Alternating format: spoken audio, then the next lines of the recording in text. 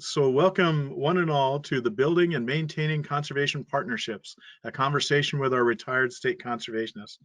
We have 6 of our retired state conservationists with us today, and we're really looking forward to a great webinar. And we're expecting a few over 100 folks to join us, 33 different states, and we're just really excited about today's webinar. Our purpose is this informational webinar is really just to have a visit with our retired NRCS state conservationists on the subject of building and maintaining conservation partnerships. This webinar will be an informal format. So we're going to have just a few presentations, just short presentations on the top 3 ideas from each of our panelists, and then we're going to move to your questions, both from the registration and also live. So it's my pleasure to welcome Mike Brown for a few opening comments. Mike? Thanks, Ray. I want to thank our speakers for joining us today, and certainly all the participants. But the way this works is several months ago, Ray and I sat down and talked about our next webinar, and we kicked around a number of topics. And as we talked, we said, we're talking about state partnerships and what's effective and what's not. And we agreed that many times that state con position is so critical, and it's a linchpin for the entire state partnership. And there are many, many examples where state con is doing a great job, and then there may be other examples where the partnership is not quite as effective. And we tried to think now, if we're going to use that state con position as the focus of this thing, who would we like to get on screen to talk? And we started making our wish list, and it turned out to be, and I don't want anyone's head to swell, but it turned out to be some of my conservation heroes, because state cons across the country have been great friends to me in my position with NASCA. And certainly this is not the entire list of my heroes, because many of those heroes are still actively working as state cons or other positions in the partnership today. But this list is certainly a who's who in my book. And perhaps the most humbling thing was when Ray and I picked up the phone and called these folks and asked them if they would be willing to come out of retirement for a couple of hours and help us share some of these thoughts. They all said yes, and I can't tell you how grateful I am for that. So I am going to get off the screen. Ray, I'd like to dedicate the time to our distinguished panel. I will tell you this, though, that we've advertised this as retired state cons. Understand that as I look across the screen, I see the folks on camera. These folks, although they were all state cons, many of them did many other things. Leonard's an obvious one, but Jane, Craig, Bill Puckett, we've worked together when you folks were in Washington. So their experience extends far beyond just the state con model. Also, we have a couple of our folks, Jeff and Bill, when they retired, went to work for other partners in this partnership.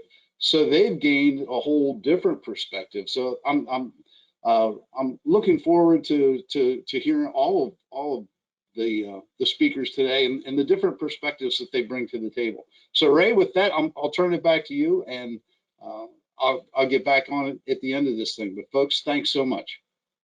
Well, thanks, Mike. And now we have a name for our panel. It's the panel of heroes, right, Mike? Certainly is to me, Ray. And me too. Mike's email and phone number are both on the screen there, so you can write those down, and we'll also make these slides available to you if you would like. But Mike is always interested in receiving any information about our webinars, new subject matter, that sort of thing too. So just to make note of that. Just a few logistics then for our webinar today. Mike, you just heard from. The voice you're hearing is Ray Ledgerwood, moderator of the session today. You can join. If you're just on audio, we recommend that you might want to go up and enjoy the full experience www.joingotowebinar.com. Our webinar ID is 289-280-715. All the lines are going to be muted except for the presenters today. Our questions came in two different ways. One would be via the dashboard. If you want to ask a question live of our panelists, our panel of heroes, you can do that. Also, we received many questions, up to 30 questions received during the registration process. And so we'll be working our way through those. We're going to get to as many questions as we can. The presentation will be recorded and available on the NASCA website. And the feedback is welcome, the kudos, the comments, etc., as I mentioned to Mike Brown. So our agenda is very straightforward. Opening comments, agenda and session objective. If you're crossing off things, that is just about done. And then we're going to go to each of our individual retired state conservationists on their top 3 partnering recommendations that they have for us. So one at a time, we'll do that. 3 to 5 minutes each for just the top 3 partnering recommendations. And then we'll get right to the questions and informal discussion. And we'll close right around noon with closing comments from Mike Brown. And just to let you know, there are some of the folks that you've had long-standing working relationships with. We want to make sure that we have time. The panelists have said that they would stay after and just answer questions and have a visit with you. And so we'll probably have all lines open, and it'll be a bit of chaos afternoon maybe, but it'll be fun chaos nonetheless. So that's our agenda for today. Our guest panelists then, if we've not been able to introduce them yet, so here it comes. We have Dr. Bill Puckett's joined us today, Jane Hardesty's joined us today, Kevin Brown, Craig Derrickson, Jeff Burwell, and Leonard Jordan. So we're going to move right to the top 3 partnering recommendations from each of our individuals, and we'll just start right out with Bill. Hey, Bill, let's do a mic test and have you give us your top 3. Okay, thank you, Ray. Appreciate the opportunity to be here. I was flattered to join this distinguished panel of folks you see here, and when Mike asked, obviously I said yes. So when talking about the top 3 things, you think about lots of things that go through your mind, but the 3 things that came to me, the first one was respect.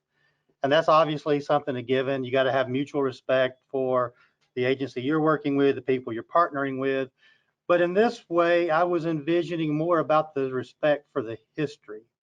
And in this particular case, I was thinking about soil and water conservation districts. And, you know, as a young leader out there, you need to look into the history of why things were set up.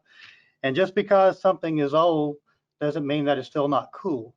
So if you look at the history of conservation districts and why they were set up and the partnership with USDA, I mean, USDA, the federal government instigated the National Standard Districts law. And so I think everything that was applicable then is still applicable today. And I think it helps you get a vision for what you're trying to lead your side of the partnership with, maybe in your state. So respect would be number 1. Opportunities, always look for opportunities when you're working with somebody. And I always said that's just being proactive. And, you know, all the normal things, you look for opportunities for grants, agreements. Maybe you look for opportunities to increase someone else's capacity. These opportunities aren't always about ourselves. It's about reaching out to someone and helping them with their opportunities. Maybe it's a technology need that someone has, or maybe it's improving a process. And so I know there were several instances where I always scan the horizon. I still do it today in my job with the state here, is look for opportunities where we can all be successful. We can partner on something that we all can agree on, and we always focus on those things that are going to move us forward. So I've always looked at opportunities. The last thing that I thought was important to me, and I think I put a lot of emphasis in this, and this was taking risk. And I called it thinking outside the box. I know that's an old cliche term, but you know, policy and rules are written to eventually be changed, but you're never going to change them if you don't ever push the boundaries or seek where the boundaries are. If you're always looking in the book to get the answer, you're probably never going to be the one that helps push the boundaries forwards on how things can be done. I remember I always ask staff, why can't we do that? Or why can't you do it this way? Why do you have to do it that way? And these are things that may have been national policies. Maybe you went into a state and the state says, well, we never did it that way here. And you have to ask why. And you have to look in and see, well, why can't we do it some other kind of way? And so when I look at risk and talk about the partners having your back, one thing I would say is there's no better job for a young state conservationist than having satisfied partners. Because if your partners are satisfied and they're satisfied with what you're doing and how you're leading, then they're going to help you when you need that help in the future. And one thing that I think Mike said was we had all, I think, worked in DC. I would encourage everybody to do as many details and to go to DC. DC is a great place to work. It's an eye-opening experience. I was only in there for 4 years. I didn't make a career at DC, but I think it's worth the time to go in and see how it works and see how things connect and lead together. But, you know, you got to work together. And I think if you look at the history and you look for opportunities and you're willing to take risks, to push the boundaries and do things that maybe they haven't done before, I think that'll help make you successful. Thank you, Ray. Thank you, Bill. Appreciate those top 3 things from Bill Puckett on how to build and maintain a great conservation partnership. My pleasure to introduce our next speaker, and that's Jane Hardesty. Noteworthy of Jane is that she still farms in Indiana and maybe self-prescribed best conservationist of Indiana. Jane? Good morning. Thank you, Ray. It's kind of like we got the old gang back together, and I sure miss the folks. You know, it's great to know that we're being considered as heroes, but we certainly could not hold that title if it was for the partners that we do have out there. And I think my first point is that you definitely, in a partnership, you have to have a strong base. And we've learned over the years that it's kind of like my predecessor, Bob Edelman, had always used the old cliche. It's kind of like the 3-legged milk stool. And, you know, if you've only got 2 of those legs and one's missing, it's sure not going to stand up very good. And so that's why having local, state, and federal entities in that partnership is so important, because there's so much competition out there for funds and for people's time. So it's good to have that base so that the funding and the authorities that's out there can be used to have a good, strong partnership. The second one is communications. I mean, that's pretty obvious, but I think one thing that was successful in Indiana is that we got all the partner leaders together once a month, and we sat down and we talked. We made sure we all had common goals.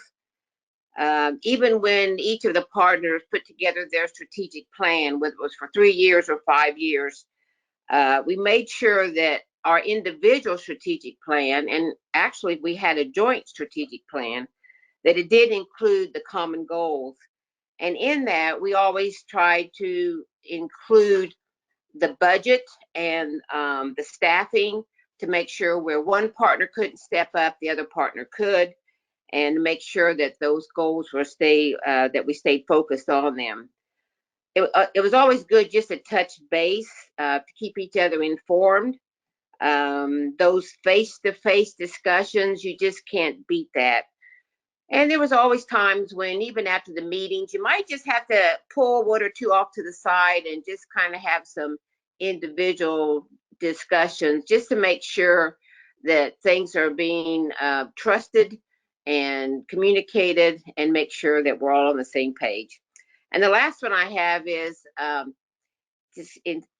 just you've got to have your key leaders to be involved. You know, those monthly meetings, even if that key executive director could not attend, they would have a key staffer to attend. And it was always important because the discussions that you have, it's got to be able to share any barriers that there might be out there, sharing of the projects. You know, do you need to bring on some new partners? And, you know, legislators, political people change, so you got to make sure you know who they are, make sure that you can make contact with them. One of your key partners may be the brother or sister of one of them, and you need to make sure that you know who's who. And I think along with that, the most important thing is that as having good partners, existing partners, new partners, there's more of us then to listen to what the landowners need and what's going on and what the public needs. And then we can work through all of our authorities and responsibilities, and then truly jointly then serve as those wonderful public servants that's making such an impact of conservation across the country. Think that'll do it, Ray. Thanks, Jane. Appreciate that very much. Our next speaker will be Kevin Brown. Do a bit of a mic check here. Kevin, you're one of those folks I know that spent some time in Washington, D.C., special projects and that sort of thing. And you also had some time in Ohio and if I'm not mistaken, maybe Tennessee. Kevin, you a mic check and go ahead. Your top 3 items, please. All right, thank you very much, Ray. Can you hear me okay? Got you fine, Kevin. All right, great. I want to thank Mike and Ray for putting this together, and it is good to have the whole gang back together and talk about one of my favorite topics, being the conservation partnership. My first one was publicize your district. I'm tired of being the conservation partnership being known locally as the best kept secret around.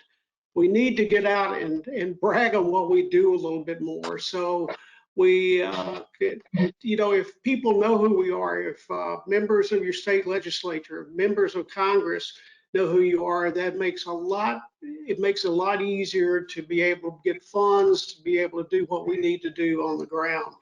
And we made sure that when we talked about the districts, it's pretty easy to get that full-time farmer, say a row crop farmer, or a beef and cattle farmer, a rancher, or something like that.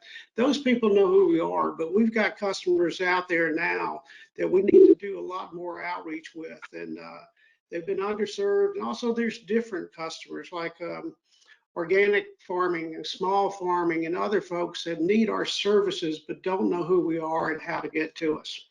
The second thing I had was technical competence. I was very proud, and Ray mentioned I was state conservationist in Ohio for 5 years, then went into DC for about 3 years and came back out, was state conservationist in Tennessee for 11 years. And everywhere I went, I got with the partnership when I first got there and explained to them that any technical training that NRCS was going to put on for our folks, that the district folks and state employees or whoever might be were also invited to that training. Not only invited, we urged them to be there because we have to be technically competent in what we do. We've got standards and specs and ways to do things and do it right, because that landowner, farmer, producers, they're trusting us to work on their land, to give them advice that's technically sound and backed with years and years of experience. And so whoever was giving the training in the States, we always made it available, or try to make it available to everyone. The third thing was a clear role in the conservation partnership, and that's broken down into 2 parts. We each know who we have to work for. NRCS, we're federal, we got things we have to do. The state employees, the same way.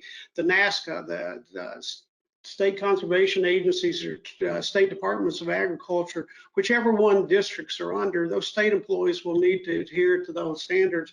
And same thing with your district. You have to know that you report back to the district board. But even though the second part of it is, even though we have a clear role in our partnership, we have to know how we can help each other. For example, while I was state conservationist in the 2 states, we'd go to DC probably with partnership. There would be organized things that NACD would do or NASCA would do, or we'd go in, fly in and go meet their members or our delegation from whatever state you're working in. And I would go with our group, and they would be able to say things to that member of Congress or those staffers or whoever it might be that I couldn't say. I was there for technical assistance only. I couldn't talk about money and funding and that type thing. As a federal employee, I couldn't do that. But on the other hand, when I went with my partners to the state legislature, I was the one that could talk about funding, talk about how much federal funding we were getting, and we were lacking maybe some funding in state funds. And I could do the same thing at the local level with the county commissioners and those type folks, your county executives or mayors. And I could talk about funding and other issues maybe the district didn't want to do, or maybe the NASCA folks didn't want to do at the state level. I could bring that up. So we have to know our roles and what we could do to help each other out at whatever level it might be. But, you know, the main thing to conclude here, I'd just like to say that we always, the partnership in the states I worked made it where we would like to, we'd always tell all the employees that we would like to be able to walk into any office that we had in any county. And when that customer walks in, we don't care if you've got an NRCS logo or state logo or district logo on. We want that customer to get the service they deserve. So with that, I'll wrap it up, Ray, and I'm really glad to be here today. Thanks so much, Kevin. Really appreciate those words of encouragement. Top 3 recommendations we're receiving from each of our panel speakers today. And it's my pleasure to introduce our next speaker, Craig Derrickson. Now, Craig has an exceptional, credential, and that's that he just retired. So everything's fresh in his mind, I'm sure, as he just starts his retirement from Nebraska. But Craig, we know that you've gotten some experience in other states and also working in the national headquarters too from time to time. Take it away, Craig. Hey, thank you, Ray. And I also want to thank Mike for his kind comments at the opening. And it's great for me to be here today with my fellow NRCS retirees. And I look forward to the conversation we're going to have today. And, you know, regarding the comment you just made, Ray, I am the most recent NRCS state conservationist retiring. And so I think of this as training for myself. I'm here to learn from Leonard and Jane and Bill and Kevin and Jeff how they handle these situations as we go on into retirement. And, you know, the other thing I would say before I really get started here, you know, is I think that in Nebraska, we had a exceptional conservation partnership, and that includes, of course, includes the district, but many other partners also. And one of the reasons I'm commenting on this is just to note how different the working environment with conservation districts are across the nation. And, you know, Nebraska has a very unique structure called the natural resource districts. They're aligned differently than a typical conservation district. So there's lots of opportunities and lots of different ways to work with districts and other partners. So here are my top 3 tips on that topic. Number 1 is to make sure that you have clear expectations. You should have a strong connection with the interests, visions, and goals of the partners you're going to work with. And I think really this is probably the single most important factor in building a close working relationship and a partnership. And in fact, throughout my comments, I'm going to try to make a bit of a point that having a really strong partnership is similar to the skills that we need to simply have a strong relationship with others. And so I'll touch on that. But I think working with a partner that believes in what you believe in and has the same standards, those things are going to be important throughout the partnership effort that you're undertaking. And for those of us that, you know, have spent our career in NRCS, as I look back, I know that that's true, that working with others that you can really relate to is where you often have the most success. And I would say that it's also helpful, and in fact, it's required in NRCS agreements, that you take the time to think through and even write out the operational structure of what your partnership is going to be.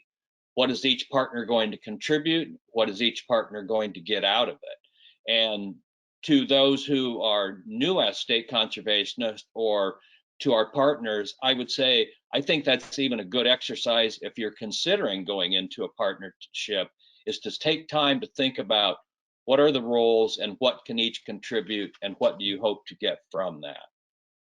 I think that will eliminate confusion for both parties and help accomplish the right results. My second tip is to think of your partner as a member of your team. I recommend that you try to interact and communicate with your partner frequently, and that you treat them as you treat members of your own team. And Bill talked about respect when he spoke, and I think that goes along well with the point I'm trying to make here. I believe that the long-term success of a partnership, or any relationship for that matter, requires honesty and transparency for both partners. That means that maintaining open and transparent communication is just vital to having that strong relationship. And as Jane said, I think there's a lot of importance in having reoccurring meetings, whether that's weekly, monthly, quarterly, whatever it needs to be for the situation you have. But that provides a known and dedicated time for people to come together, talk about issues, and talk about problems when they come up. And all of us as panelists talked last week about how important it is to be willing to tackle problems and talk about them. So maybe we'll speak more about that. But I think without good communication and a clear understanding of what partners bring to the table, that's why partnerships sometimes fail, or at least they fail to produce the expected results. My third tip for everyone is to allow time for the partnership to grow and mature. Keep in mind that the reason that you're partnering is to accomplish more by working together. And in my work with partners, I usually had the idea that somehow by teaming up, we were going to increase our capacity and our capability to get more conservation work done in the state. However, in reality, going into a partnership doesn't guarantee that you're going to accomplish everything that you had in mind. You really need to work with the skills and the capability that the partners bring. But I just can't emphasize enough that you have to spend time laying a good foundation in building relationships before you just jump to a conclusion of having exceptional results. You have to follow the basics. And I think it's important to make sure that your shortcomings or your needs are identified before you go into a partnership. And I think both parties should expect that from each other, that there's a clear understanding of those roles and responsibilities. And as the old saying goes, honesty is the best policy when building or maintaining any relationship. You'll get more out of your conservation partnership if you make that a priority. And I'll just conclude here by saying that it's been my experience that building a good partnership depends entirely on how you approach it, how you build it, and how you maintain it. Thank you, Ray, and I'll turn it back to you. Thank you, Craig, and congratulations on your retirement. We're looking forward to watching you in your next phase as we have our other panelists that we've got on the line today. Jeff Burwell took a different tack after finishing a career with the Natural Resources Conservation Service and decided he would also work for the National Association of Conservation Districts as a regional representative. And Jeff, we welcome you. You've got quite a perspective on each one of these things that we're going to talk about. If we could have you talk about your top 3 recommendations. Jeff Burwell. Well, thank you, Ray. And Mike, also thank you for your kind words. And it's great to see my old cohorts here on the video, as well as to visit with you in the audience, even though I can't see your faces. So I think one of the keys for me, because I spent almost all my career in the West, state conservationist in Idaho, and I also did an acting stint for Dave White in Montana while he was up as the acting chief. Spent time in Nevada as the acting and California as the acting. So I got a pretty good perspective of issues around the West. And it is a little bit more unique in the West because of all the federal land and the different partners that you have to deal with. And also when you're dealing with a landowner base, especially ranchers who have a distinct distrust in federal government. So that creates I think, the biggest challenge. And to me, collaboration was one of the most important keys in dealing with the issues that we had.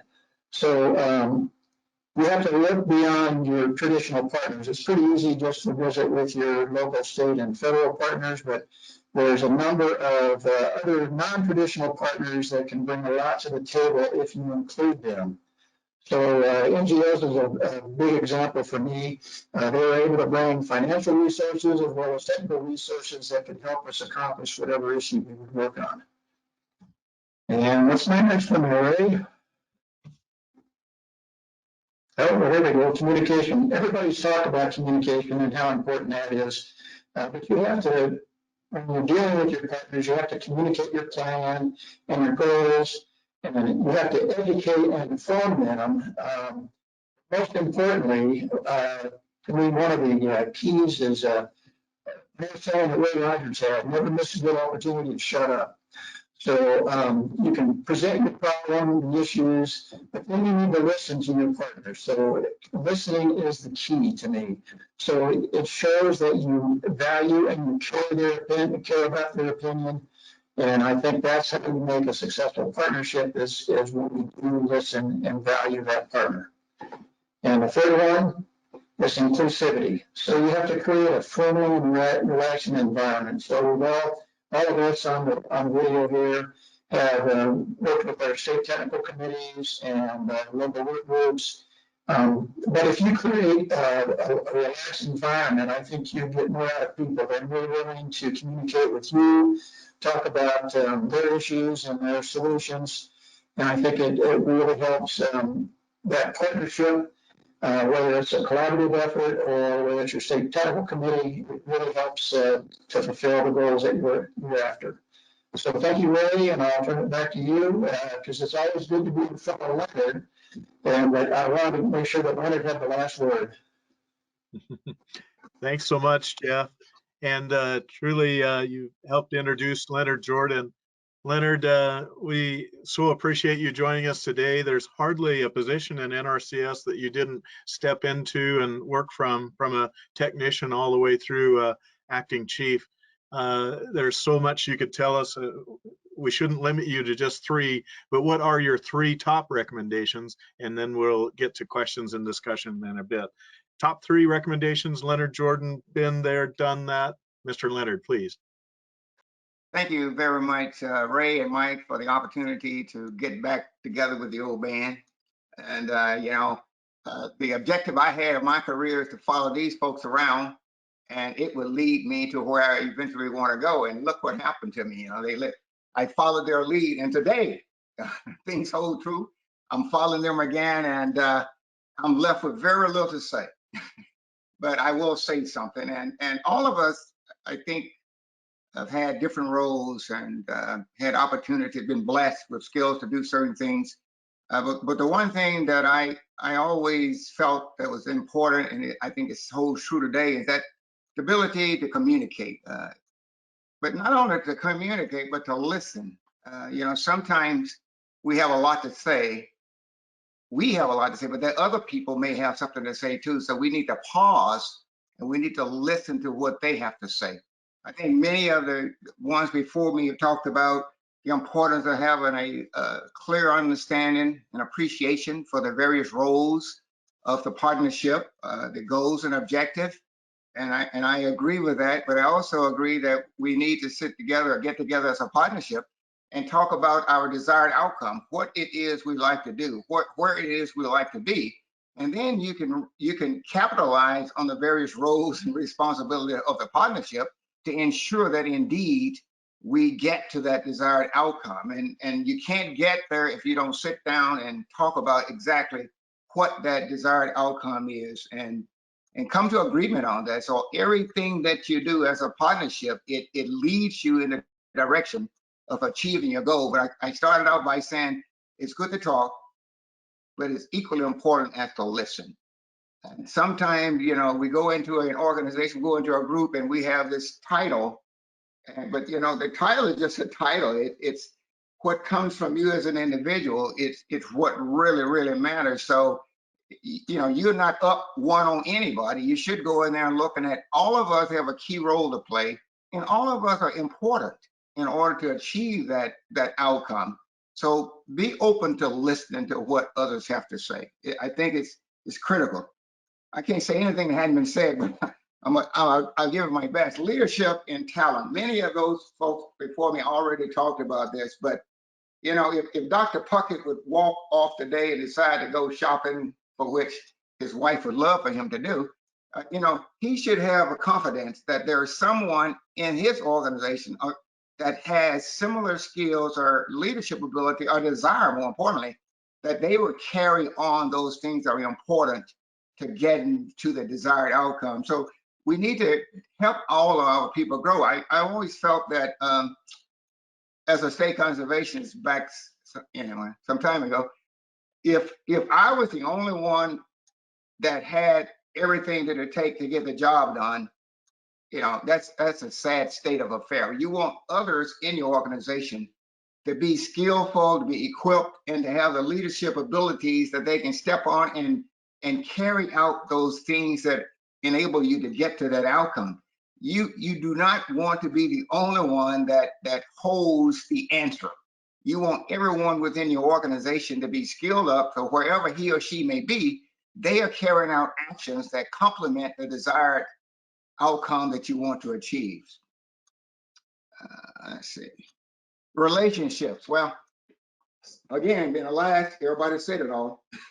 But I would be remiss if I didn't add that it is critically important to have a special relationship with your partners, a relationship that is built on honesty. But sometimes, you know, some of us may be slipping in certain areas, and as a partner, we need to be comfortable enough to go to that partner and have that discussion about what your observations are that he or she maybe missed out on or could contribute better. Just talk to them, but be comfortable enough as a partnership to have those kind of relationship that you can have those frank discussions, those honest discussions, those discussions that are all centered around doing everything that's necessary to achieve the desired outcome or that agreed upon a desired outcome.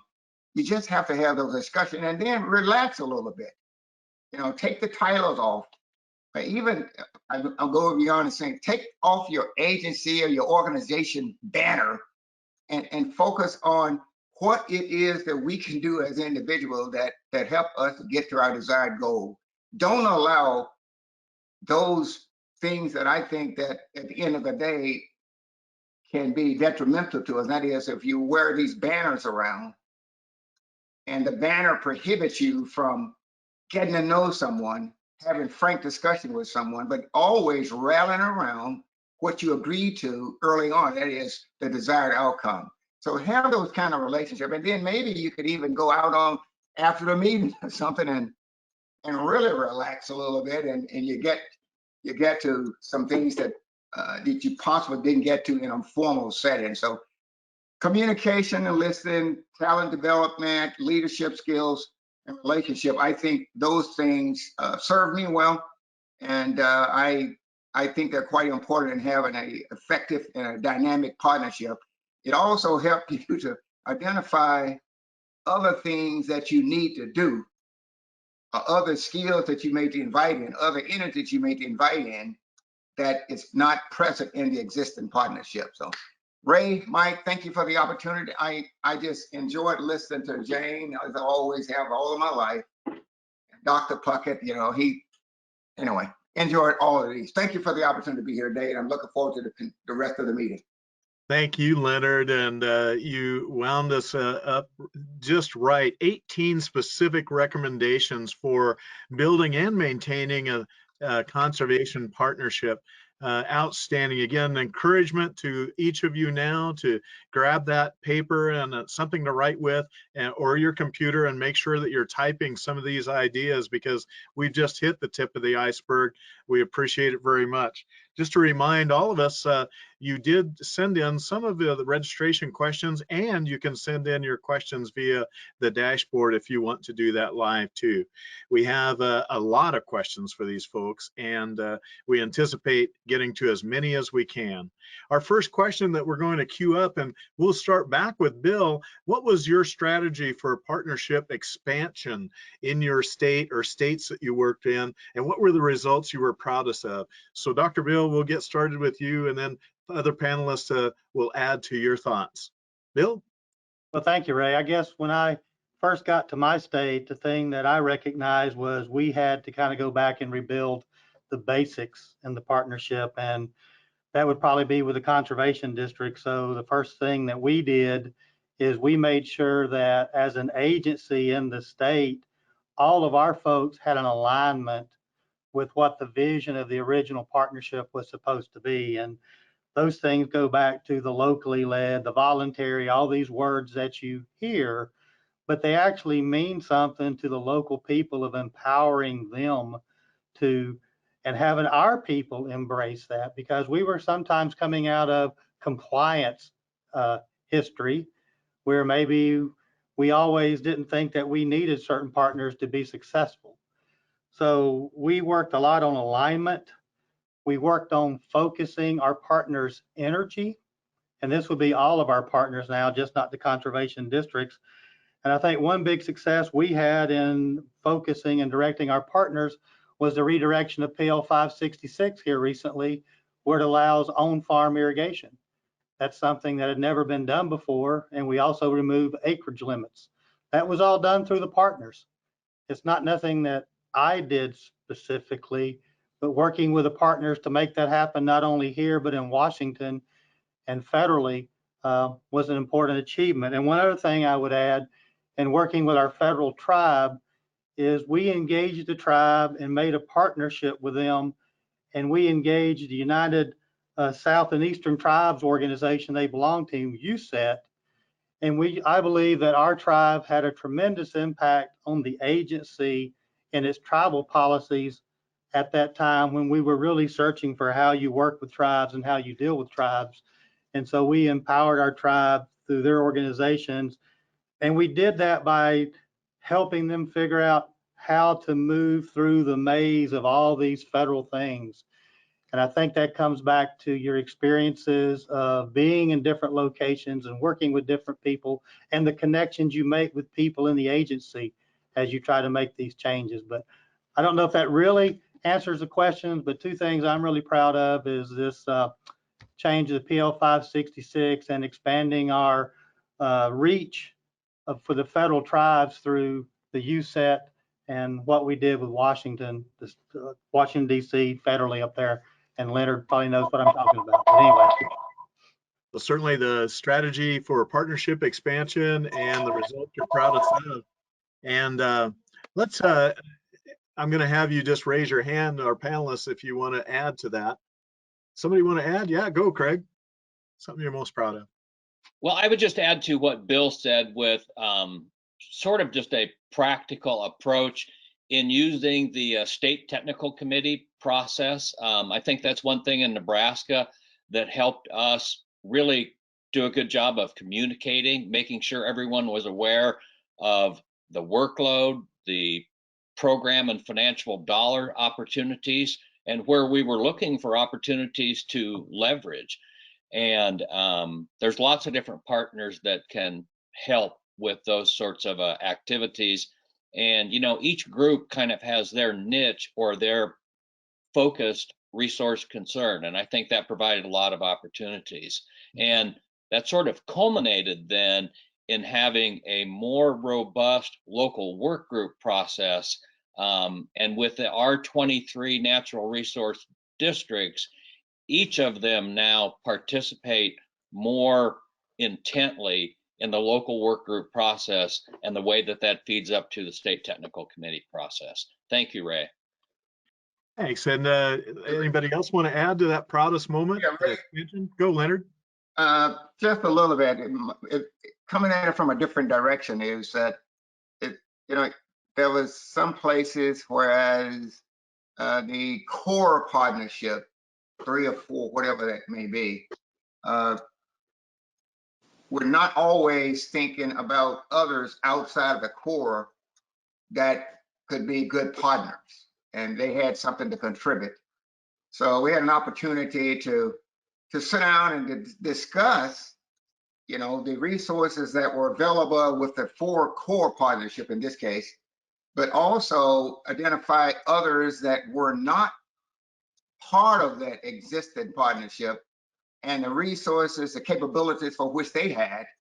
And it opened up an opportunity to see from the core partnership that there's others out there that can help get the job done as well. So a mindset shift among the core partnership had to take place in order for them to be open to including others that are not necessarily part of the core partnership, but they are good partners. Yeah, Excellent. Ray, this is Jane. If I could add on to what Leonard's saying, in Indiana, like Craig thinks his partnership's wonderful. Well, I think Indiana's partnership is pretty cool too.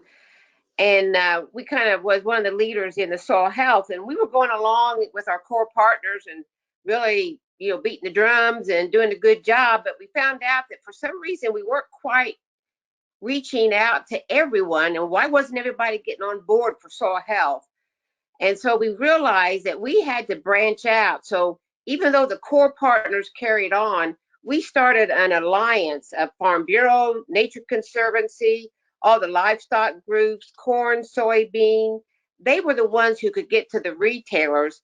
And a member of that group then became a member of our core partnership meetings. So when you find you got a barrier, like Leonard was saying, you've got to scratch your head and reach out to where there's other folks out there that can really be that member that can help you get through some barriers and some reasons why things just aren't clicking. And it may not be the traditional ones that we've always worked with always, huh? Reaching Right. out. These regional conservation partnership program applications seem to depend on that, and I know that's a whole nother topic. Well, let's go to the next question. It's very much related. Forming a consensus around change is ideal. How do you handle working with partners when a consensus is not possible? And Leonard, I'm just going to start with you on this one. You start us out, and then we'll ask our other panelists to join in. How do you develop a consensus? Thank you for throwing this one to me, Ray. Yeah, I knew it was hard, and I knew you could handle it.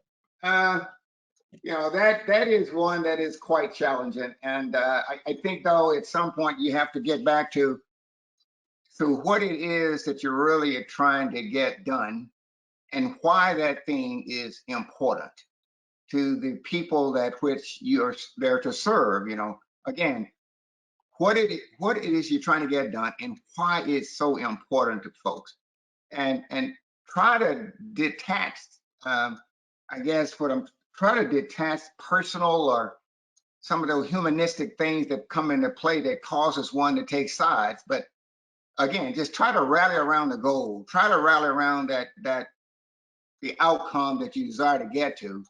And again, why that is so important, maybe break down that shield, or break down that barrier that particular partner has that prohibit them from coming to agreement with you on it. You know, but consensus, though, it's not always everybody agreeing, right?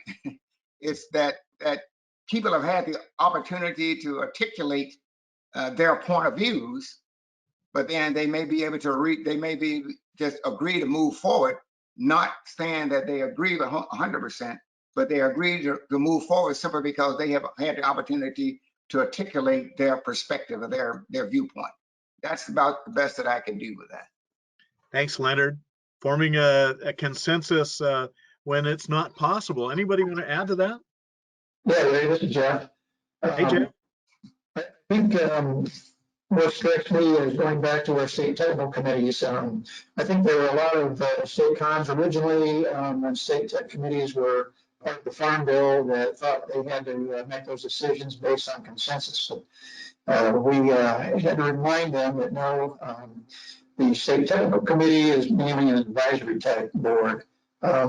So you need to lay out those ground rules ahead of time when you're meeting with a group like the state tech committee and let them know that this is not a consensus building process, but you need to let them know why. And then once they offer an opinion or a value, you need to listen to that and you take that into consideration, but it's not necessarily a consensus process. Thanks. Anybody else want to add? Building consensus when it's tough to find that consensus? Yeah, I think that this is Bill. I would just say that, trying to get at least the partners that maybe are not in the boat with you, at least not to oppose you as you move forward, is something that we worked on a lot. And a case on that would be our irrigation initiative, where you're pumping new groundwater, new surface water, and you have a lot of environmental groups that don't think that's a great idea. So we worked extremely hard with those groups they may not still think it's the greatest idea in the world, but they would not oppose us because of the measures that we put in place. So that's what I would add. Say, Ray, Yeah, Leonard. one quick thing. Here's a danger that I think could play out simply because someone doesn't agree with you or you can't reach a consensus, and that is alienating that particular partnership. We have to be cognizant of that. Just because the partner or he or she didn't go along with my idea, it should not ask of us to, from that point on, to look at those people differently, or the activities that we have with those people.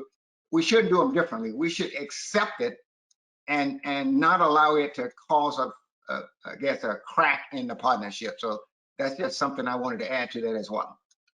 Thanks so much. Folks, I've got a favorite question I love to ask when posed with that particular issue. You ready? What does it look like when it's working like it should?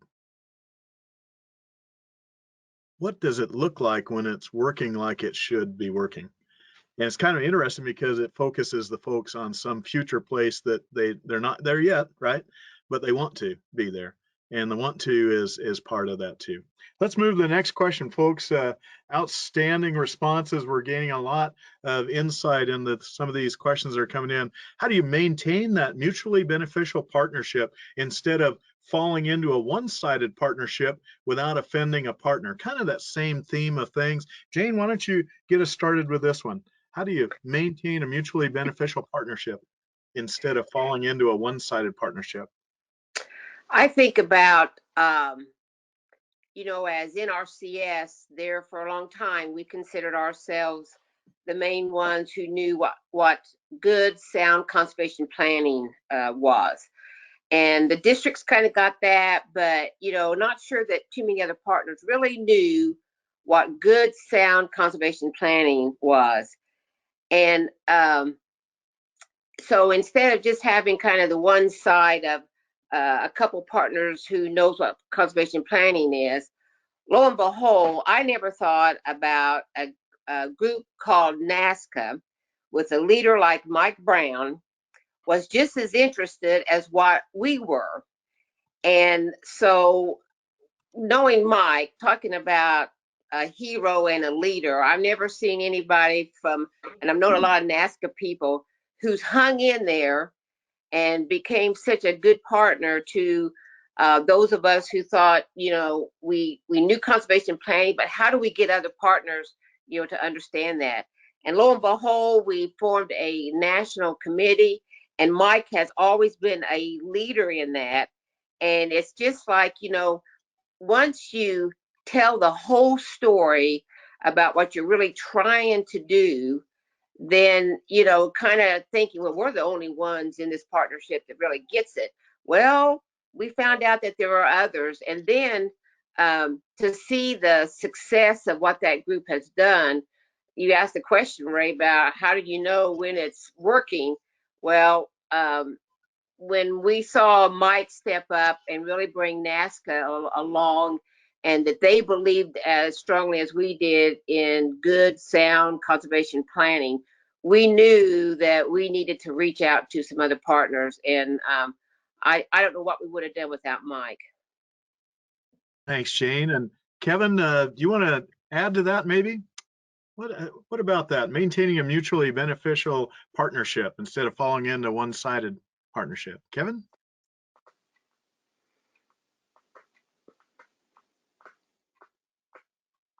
I'll reach back out. Yeah, Kevin, go ahead, please. All right. No, I think we got into some territory where we weren't bringing the partnership enough during the Food Security Act and some other times where we were just doing some planning.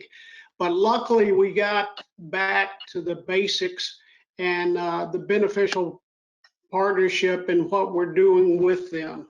I could give you examples in Tennessee where I hate to follow Jane on some of this, but when soil health started coming out and the southern states just weren't doing much on soil health, we had an organizational meeting with the districts. We invited all 95 districts in Tennessee, state association, of course, our state partners at the Department of Agriculture here.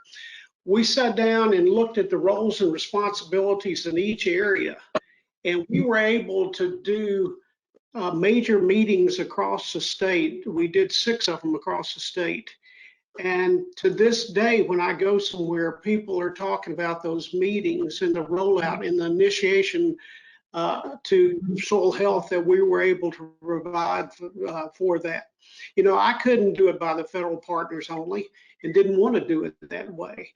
But when we had the local people and we had local people coming up, board members and just farmers in the county, and telling everyone just anecdotal information about what they were doing on their farm and how this had increased organic matter, water holding capacity, all the other things that we're looking for in soil health and preventing erosion. It made it all come together. And to this day, of the southern states, we've got more soil health going than any other southern state. Great example, Kevin. Anybody else want to add to that? Mutually beneficial partnership instead of falling into just a one-sided partnership. Craig, you want to go on that? Yeah, Ray, this is Craig. And, you know, where Kevin began on that is actually where my thoughts were when I was thinking about this question too, going back to, you know, the era where many of us were just sort of all consumed by compliance, and we somehow created the mindset that we were just tackling that mostly on our own. But moving away from that, I think it's helpful to think about, you know, the locally led process.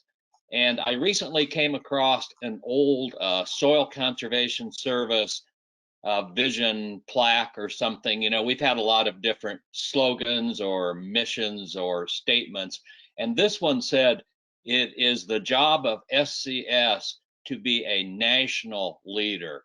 And the point I want to make is that being a national leader is one thing, but you still have to have room for entities to be a state leader and to be a local leader. It's not just a national or a federal leader that, you know, makes the work that we do the most enjoyable. You got to make space for others to be a part of that. I think it's helpful to recall that.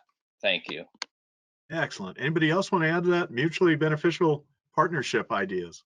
Well, Ray, I'd just say one thing real quick. And the word offending can be, you can interpret that many ways, but sometimes you do have to have frank conversations. If something is awry, you may have to have a frank conversation with the leadership of a partnership or another organization about what the issue is. You can't always try to go around avoiding offending.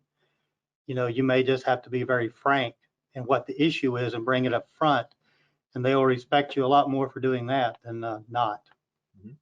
Leonard's shaking his head. Yes, I bet he may have an example or two of frank discussions needed, and they weren't necessarily reported to anybody except for the couple folks that were involved in the frank discussion. Leonard? I don't know if it's appropriate or not, but I'll say it anyway. That's what Jane taught me. You know, when you experience something that's detrimental to a successful partnership, you know, you should be game to do whatever is necessary to overcome that. And yeah, those frank discussions, that's early on. I made a comment of me doing something after work. And if you could entice the person to go on a sidebar or a watering hole, get a cup of coffee or something, and just get into a relaxed environment to the extent possible, and have that frank discussion eyeball to eyeball prior to the COVID, of course, but eyeball to eyeball. And sometimes you can have a breakthrough. But like Bill said, if you don't do it, you could lose respect and credibility follows shortly. So then you will deem to be effective altogether. So you just can't take that risk. You got to have that frank discussion. Yeah, it's interesting, isn't it, that sometimes the frankest discussion, once you've come to terms with what you needed to talk about, can actually strengthen the partnership, Yes. make the relationship and trust much stronger. I'm going to switch gears with you. This is going to be for all of you, but we're going to start with Jeff. So Jeff, just a warning to you. This one came in from the dashboard. What is the greatest contribution outside of bringing federal resources to the state that you made in building the effectiveness of your conservation partnership? So Jeff, get us started with that one. Greatest contribution other than the federal money and federal programs. What did you bring? Can I have you unmute? Let's see. Okay, now we're back. Yeah. I've got to remember the mute button. So I think the thing that comes to mind is when we're dealing with endangered species, and my experiences with the sage grouse in the Great Basin area. So it was proposed to be listed, and so we needed to come up with a plan to keep the bird off of the endangered species list that would affect grazing and a lot of different activities on private and federal land. So we engaged a lot of the nonprofits that you wouldn't traditionally think of, even groups like Trout Unlimited, and Rocky Mountain Elk Foundation, and Mule Deer Foundation. So those partners were able to bring financial resources to the table besides just the federal resources. So I was able to increase staffing, mainly biologists, because we didn't have a lot of biologists on staff to begin with. So we had range cons and soil scientists, but only a handful of biologists, and we really needed some biologists. So working with those partners, I was able to do contribution agreements with them to put some finances on the table. They matched it. So I was able to increase the staffing capacity, the technical capacity to work with those ranchers and other federal agencies for a very successful partnership. Thanks, Jeff. Hey, Kevin, why don't we go to you next? Greatest, contribution outside of bringing all the federal resources to the state. What was that? Thanks, Jeff. That was a good one. Ray, my first state conservationist job was in Ohio. And there had been, for whatever reason, there'd been turnover of several state conservationists fairly quickly, mostly promoted up and going to Washington. But when I walked in, I think we just sat down and brought back the attitude of partnership that I was able to, especially with my NASCA partner, most of you remember Larry Vance. And he had the reputation at the time of not being the easiest person to get along with. And so we sat down one-on-one, and like Leonard was talking about, we went out and had a cup of coffee, got things out of the way, and put purpose above personalities. And that kind of flowed down as we met with the districts together, and we did kind of a road tour of the districts and area meetings and that type thing. And the federation there just bought in back as a partnership. It wasn't anything I did. It was all the partners coming together saying, we're going to do this. And, that was about the time EQIP was passed and some other things that we could participate more working with partners, and got the partners, the district employees, job approval authority, and other things they hadn't had. So I guess just building back a true partnership instead of 3 or 4 different groups trying to put conservation on the ground. Thanks. Anybody want to add to that greatest contribution other than federal money and programs? Ray, Good, Craig. Yeah. Craig and then Leonard. Yeah.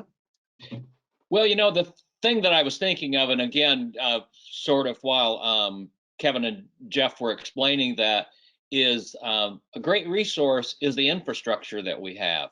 And I recall a time not long ago when I signed a stack of retirements of all these terrific, talented technical people, with 35 and 40 years of experience.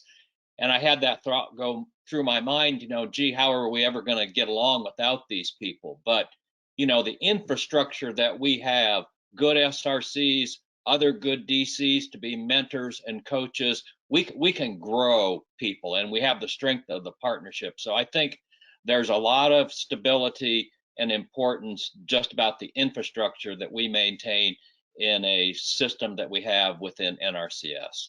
Thanks. Thanks. Leonard? well, mine is slightly different, but I recall that 100 years ago being a district conservationist in Switzerland County, Indiana, and we were working with well, I was on the area staff, actually. I take that back. I was on area staff in North Vernon under a guy named Bill Reichenbach that's no longer with us. But we had 19 counties in that area, and Switzerland County and Ohio County was the ones that, for some reason, the leadership had not been as stable or exercised interest as we thought it should. So we began to work with different supervisors, and actually we grew those because we gave them some attention and we challenged them to step up. Those folks began to go out through the communities and actually doing the job that they, as a supervisor, should do. That resulted in getting more interest in those local communities than they ever had before. And they even did things on their own on Saturdays. They did field days and tours, and they got folks in the table. So the fact that we saw interest in it, we decided to invest time in the development of those supervisors. It paid off greatly because they took ownership of the program. They went out and did what supervisors are supposed to do. And I just think as a federal agency, if we had thought only about what we brought in and not about capitalizing or tapping those local resources and the role that they could play, that would have never happened. So that was something that I look back on fondly and just proud of, because we have to grow local leaders. Another great example. Going to switch gears with you folks. What is some of those attributes to exhibit in making that first impression? So you just landed there.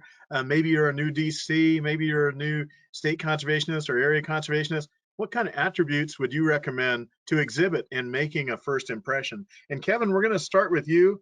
Give us a couple of those attributes in that first call that you are trying to build a good partnership. The major attribute I thought went a long way when I changed jobs and went into a new location was just sincerity. That I was sincere about coming, sincere about putting conservation on the ground. And go back and mention something Leonard said. I had some pretty nice titles by my name in a lot of places, but the thing I'm most proud of is I was a district conservationist in 4 locations.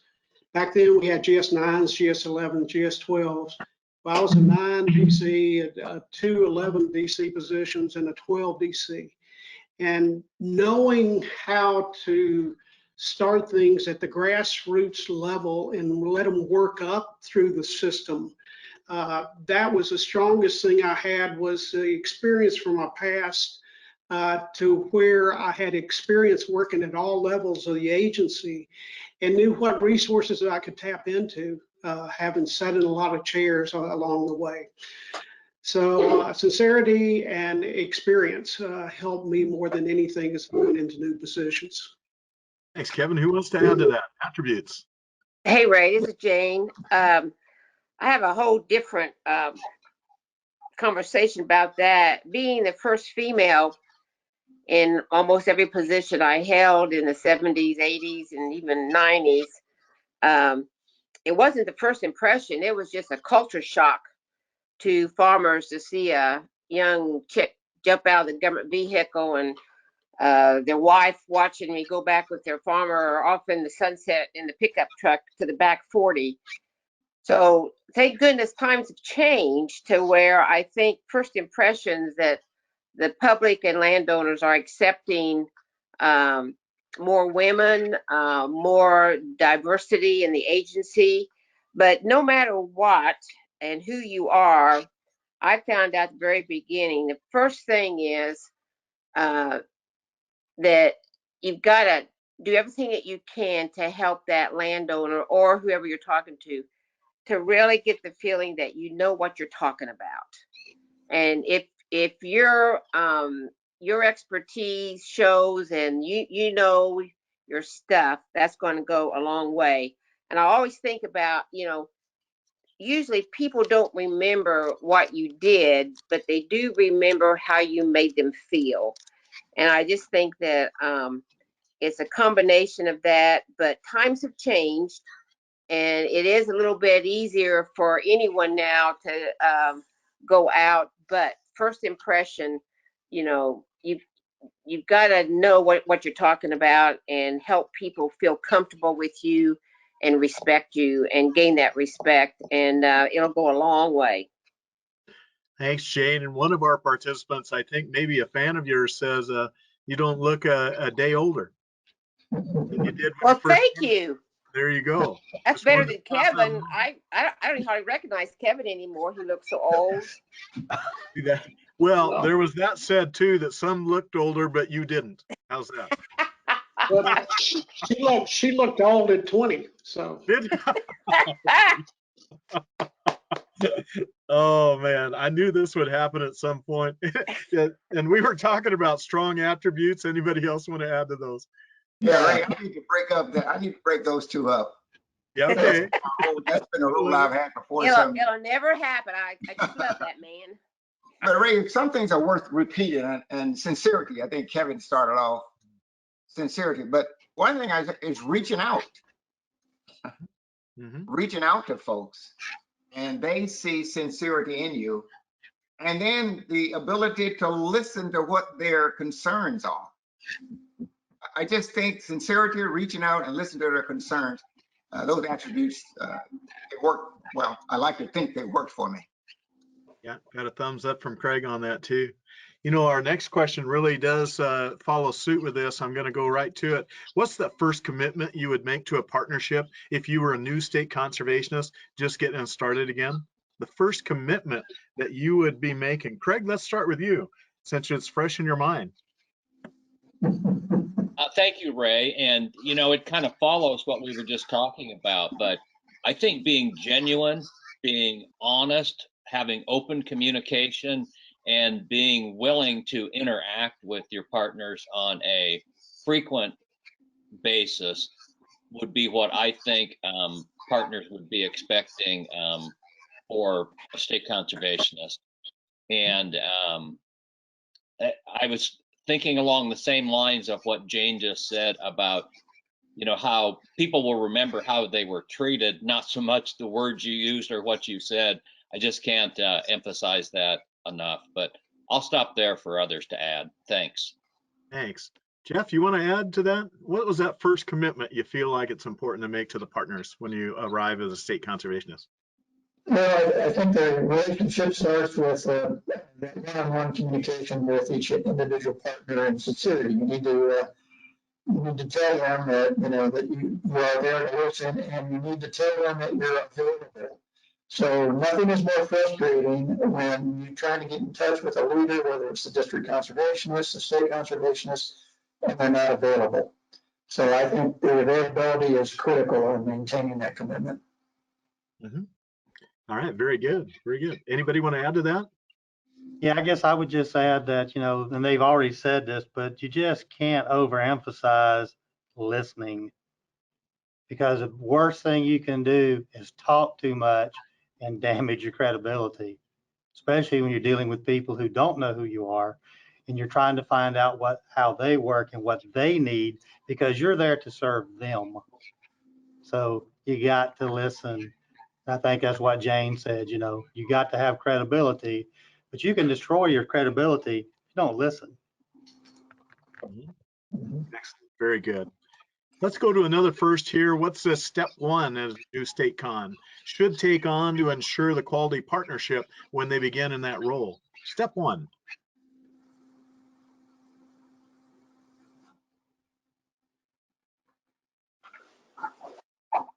Somebody want to get us started with that one? Well, I can start with that since Kevin's probably fallen asleep by now. I think, you know, you got to remember when you go in that they already know who NRCS is. So first thing is you need to go out and meet face to face with those partners and talk about what you can build on from your predecessor. And more than anything, don't just talk about yourself so much as, you know, what is it that I can do to help you? So I think the first thing is that you've got to help them know that you can help them and that you're wanting to be a good partner, and turn it around and meet with them and find out what it is that they need that you could help with. Anybody want to add to that? The step one when you got arrived in your new place and you're getting settled and you're meeting folks. Leonard, go. Well, again, I'm not a good listener. I believe in saying people should be, because I'm not a good listener. Because I'm probably going to say something that's not, it is not connected as it should be to this question. But one thing I would say you don't want to do is you don't want to go in there, and if you're going to Idaho and you're working with the partners, but you came from Alabama, you don't want to go in there and talking about what the people in Alabama did, or how the people in Alabama did it. Now, you can draw on those experiences that you had in Alabama, but be skillful enough to draw on the experiences, but don't throw it out there that, hey, this is the way we did it in Alabama. This is what my partnership in Alabama did, because I'm in Idaho now and they don't give a flip about what happened in Alabama. So just be tactful and capitalize on those experiences you brought with you from another place. But don't throw that up. Use a general term, not just a specific term. They may not like that particular state that you used to be at or think that they had it.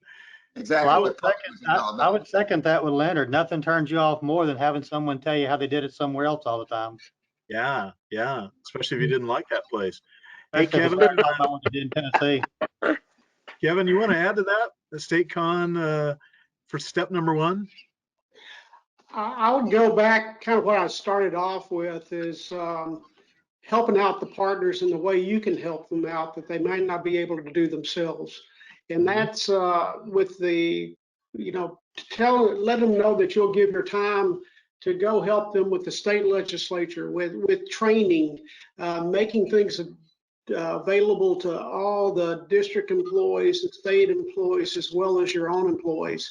And just bringing everyone into the family and say, hey, folks, we're doing this together. It sounds a little corny, but it sure works to get down to the grassroots level. And I've heard most of the people on the panel talk about how many field offices and district offices they visited when they got there. And, you know, it's great to set up in whatever your state capital, wherever your office is, and do good things.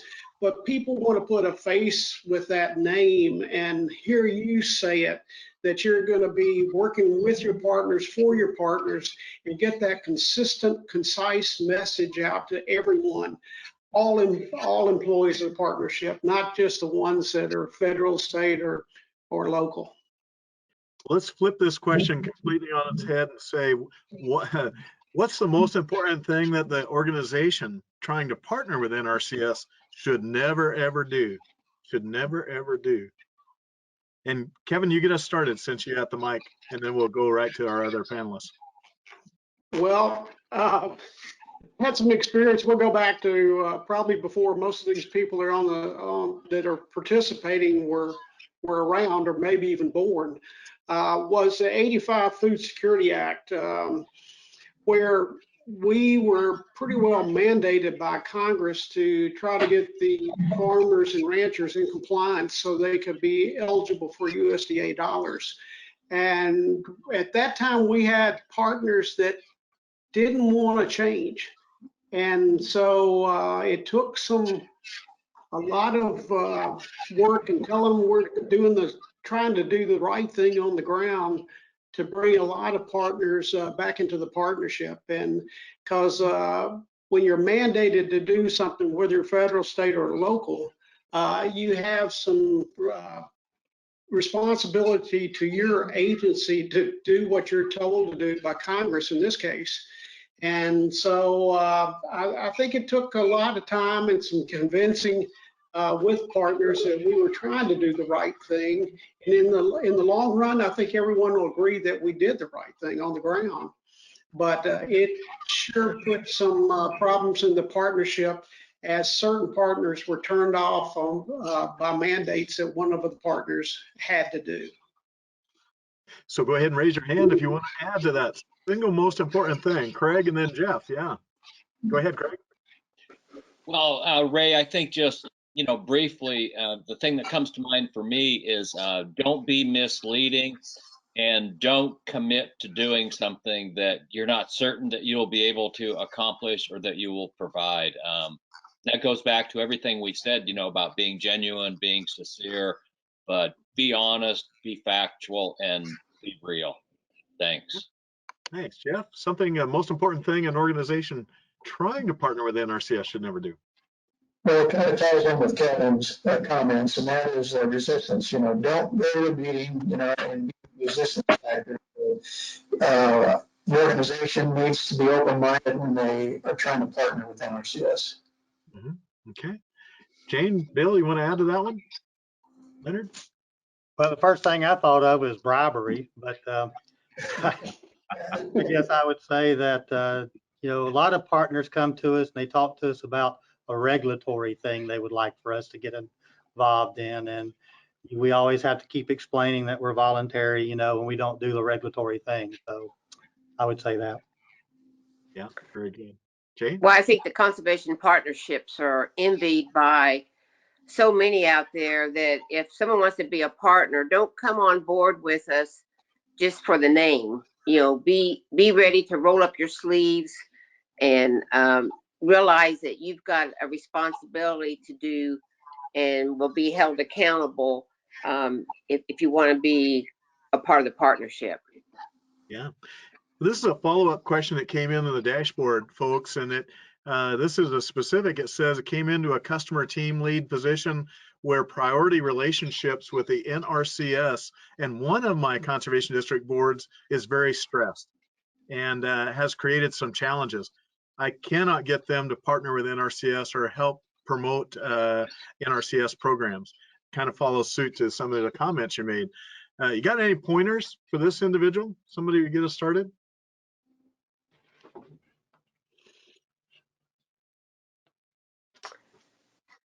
What was the stress part, Ray? Jane? Could you repeat about being stressed about what? Yeah, it's a prior relationship where NRCS and the district board is very stressed and created challenges, even so much as the board won't promote NRCS programs or help out in any way. And just to ask if there was any pointers you might have. We're working through that. Craig, you want to start us? Yeah, I just have a thought, and just as we're doing now, if I had to handle this quickly on my feet, sort of on the fly, I would just stop and think about how the conservation program, the Farm Bill programs, and the breadth of all of the resource concerns that they address, I would try to explain how that meshes with what the district's long-term goals and purpose are. I would try to make a case for where we have commonality that we should be working together. That would be what I would do if I was faced with that unexpectedly. Thanks. Yeah, thanks. Anybody else want to add to that? Got kind of a district that's just giving you the fits and not really wanting to play ball with you? What to do? Leonard, go. Yeah. I don't want to assume anything. So I guess the first thing that I think about is, explore what went on to cause this, what was the driving, why does this district or what individual feel the way that he or she does? Mhm. Why is that? And then hopefully go back to what Craig just said, try to rally around that. Our goal is one that is of interest to all of us, Mhm. and see how what we are doing doesn't help to achieve that goal. I mean, but get to the source, what causes it, and then focus on the natural resource concerns that all of us are there to try to address. Good point. The resource concerns really don't know these food fights that go on, do they? Nor do they care. Cleaner water, the better soil, the better trees, better animals, better this and that. They don't care. Anybody want to add to this? Tips for how to deal with that? Yeah, Ray, it may be, I think it'd be really easy out there across the country where there's so many interest groups and, people wanting to kind of form their own groups that I think it'd be really a challenge for some of these districts. You might have some new supervisors on the board who has a whole different agenda and they're trying to make the district into promoting, their own interests. And I think that could be the point where someone has to step in the partnership and go back and remind them what the district law is and why the districts were formed and under what jurisdiction that they're functioning and what their role is. So I think that's a real challenge out there right now. There's so many interests and everybody's kind of going different directions that I think that could be something that would need some attention. Yeah, one thing I would add, Ray, is that something I strongly believe in. I still believe in it today. The agency may have gone different ways with it, but I always believed in having strong leadership within the agency. So what we would have called area conservationists, somebody that covered multiple counties who always had their finger on the pulse of the employees on our side and the district on their side and the offices. And there's no telling how many things that those people took care of that I never even heard of. Mhm. Right. They were able to solve the problems locally, and they just never made it to us. So usually if it made it up to me, it was probably something they couldn't solve locally, and it was probably a bigger issue and revolved around personality or what Jane's talking about, someone trying to do something outside of normality. You bring up a good point, don't you, Bill, with area people within a state agency sometimes working with the area people within a NRCS, those area conservationists and folks like that, dealing with issues much before it reached this level. So we thank you for that question that we received then via the internet, and that's very good. I'm going to move the next question then. The next question is, how do we adapt? Let's change gears to adapting to changing political atmosphere. And this is a big one. So how do we adapt? And who should we say? Let's start with Leonard, just for fun. Somebody should know this. It would be Leonard. I can't hear you. What did you? Yeah, the political atmospheric. Oh my God. Oh How do my we God. deal with the Which time political do we have? stuff? Yeah. Well, honestly, all of us here have lived through change in the political atmosphere. We all have. And whew, I think we still have to focus on what it is that we're supposed to do as an agency, as a partnership. You got to focus on that. And sometimes change brings different politics, and they want the paper on the package to be different than the paper that was on previously. But what's in the package, it remains the same. That is what we're supposed to do. So, don't become combative. Listen to the extent possible. You have to go with that direction, but it's what's in the package. It doesn't change. And we have to focus on that and not get so bent out of shape because somebody want to change the color of the wrapping from what the rapping used to be. So focus on the task at hand, that is natural resource management, and Yeah. not get caught up in change that someone wants to institute that really won't change that. And we just have to focus. And then sometimes we have to suck it up and be big boys and big girls and be smart enough to figure out how to flex, but yet stay true to the core mission of that agency or that partnership. That's what I would offer, Ray. Oh, important comments, Leonard. And isn't it interesting that I wanted to make note that you all, as state conservationists and your other positions, Leonard, that you are constantly receiving calls, letters, emails from political folks, right? Members of Congress, their staff, state legislators, and state legislative staff. Add that to this thought, because it's kind of important stuff. You're walking a fine line. What do you recommend to folks when they're dealing with that? And this gets back to roles and responsibilities, doesn't it, of a state association, a state conservation agency, NRCS? Yeah, Ray, we're in these positions for a reason. I mean, we have skills and things, experiences that we've had that put us in a position to be in these roles. So you got to draw on all of those, but you got to listen to those calls or those emails, those things that come at you that may be different than what you've had previously. You can't turn them off. You can't ignore them. You just have to be open to it. But I get back to what I'd said, and I could give specific examples but I won't. But I'm gonna go as far as saying this. We've had programs and areas of emphasis as an agency that a different administration come in, and frankly, they don't want to have anything to do with it because it was done by someone previously. But the deal is, it doesn't make us change the mission. It doesn't make us change the natural resource orientation. It just asks us to flex a little bit in different areas. And I think you can manage that. You can flex because you work for the will of the administration. You work for those folks. But at the same time, what we do as an agency, what we do as a partnership, it doesn't change. Listen, be respectful of it, and to the extent possible, do what is being requested. But I guarantee what's being requested, it won't change. And I'm gonna get back to my box concept. It won't change from what's inside of that box. What will change is the peripheral stuff.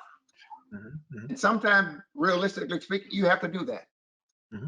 Craig, you had your hand up, please. Walking this changing political atmospherics.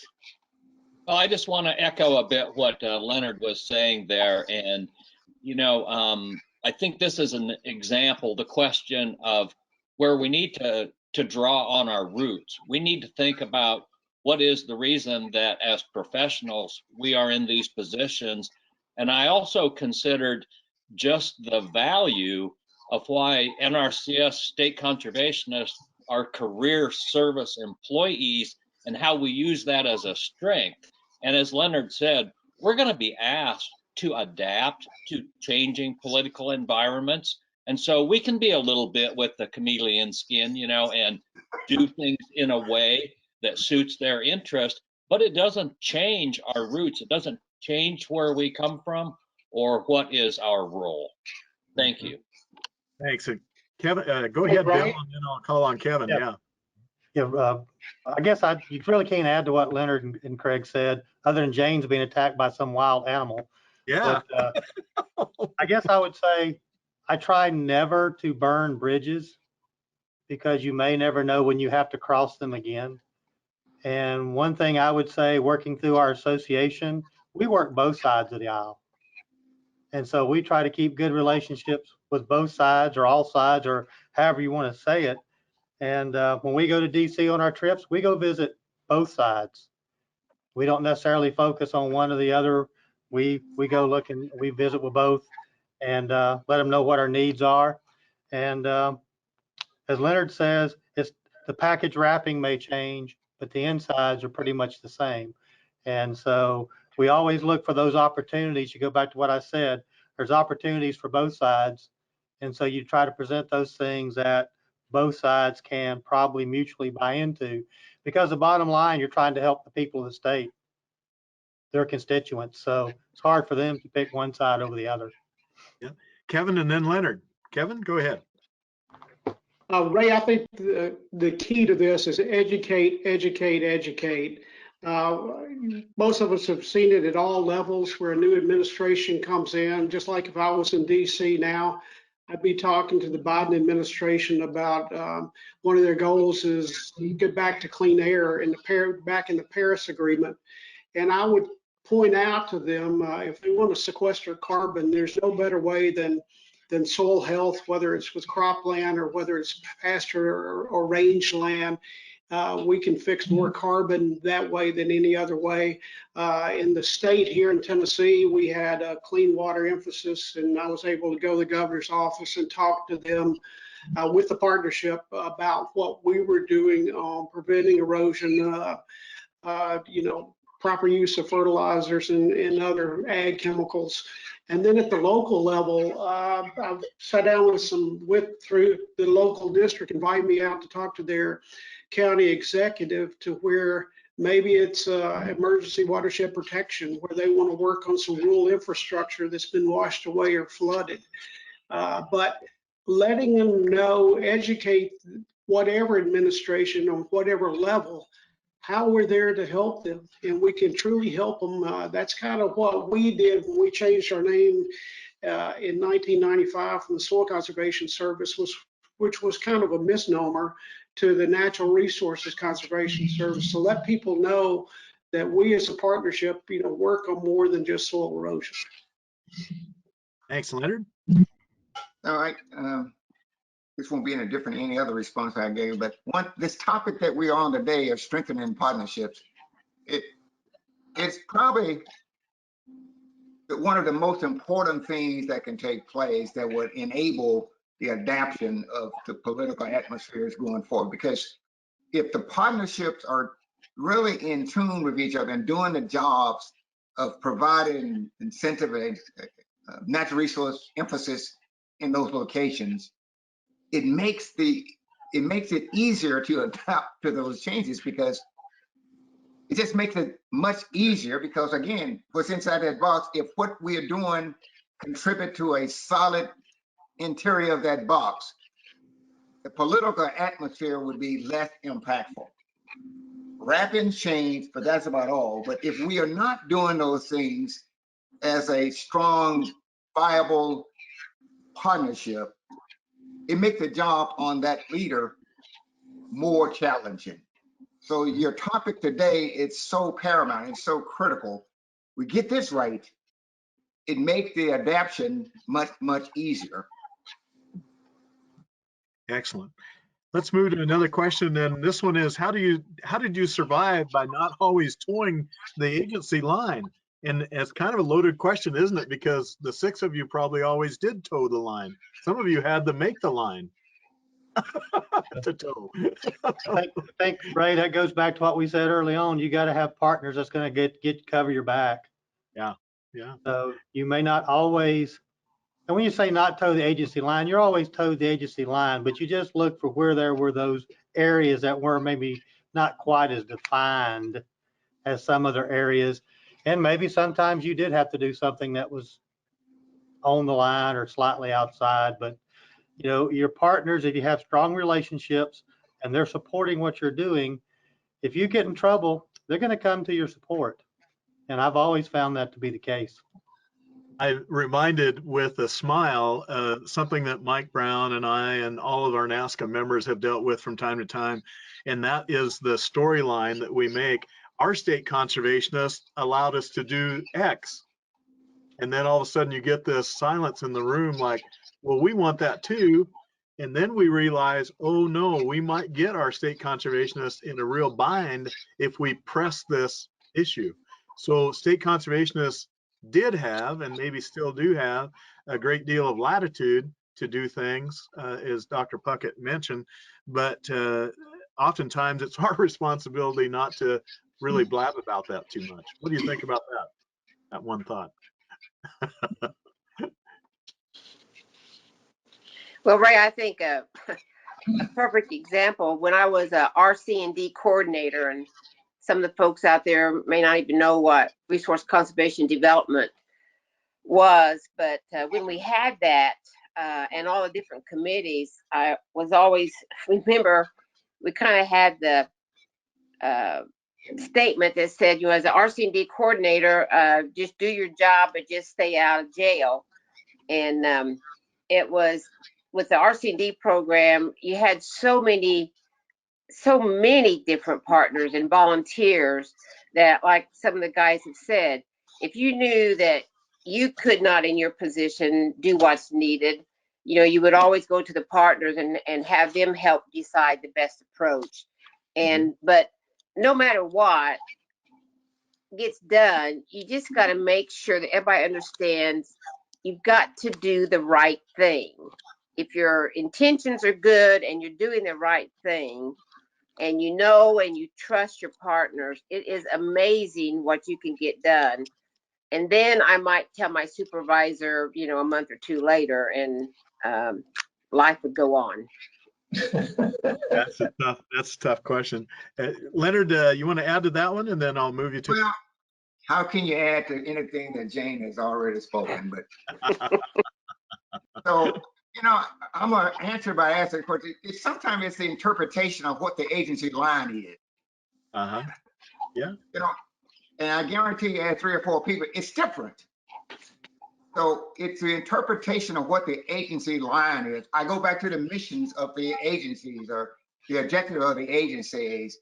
And a line is a line, but like policy, I don't see policy as a straight line either. I see it with boundaries, and what they are to stay within or to figure out how to get the job done you need to get done. So sometimes I think some people could use that as an excuse to not do something.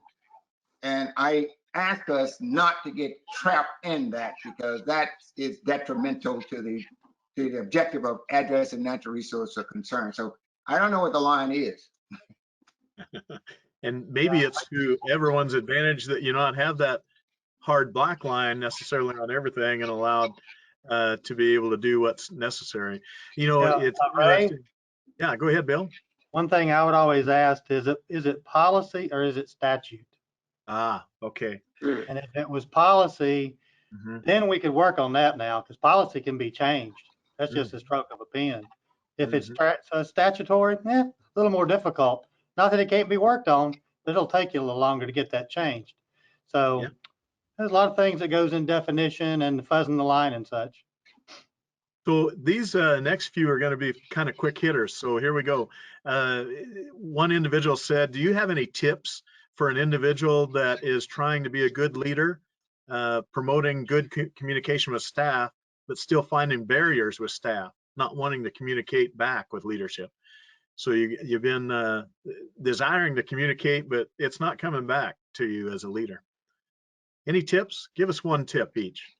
And we'll start with Kevin. Give us a tip, Kevin.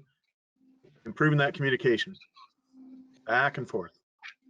I'll have to go with listen. Listen to that employee, listen to that person, see what they're coming from. And then after you listen, if there's still a conflict or a difference in agreement, explain why you're going the direction you're going. And but most of all, to show the sincerity, the ability to listen, see their point, and they may change your mind. But if not, you have to tell the employee why, just like Bill said, statutorily, we can't do anything different. But I understand your point. Craig, give us one tip, how to improve the communication.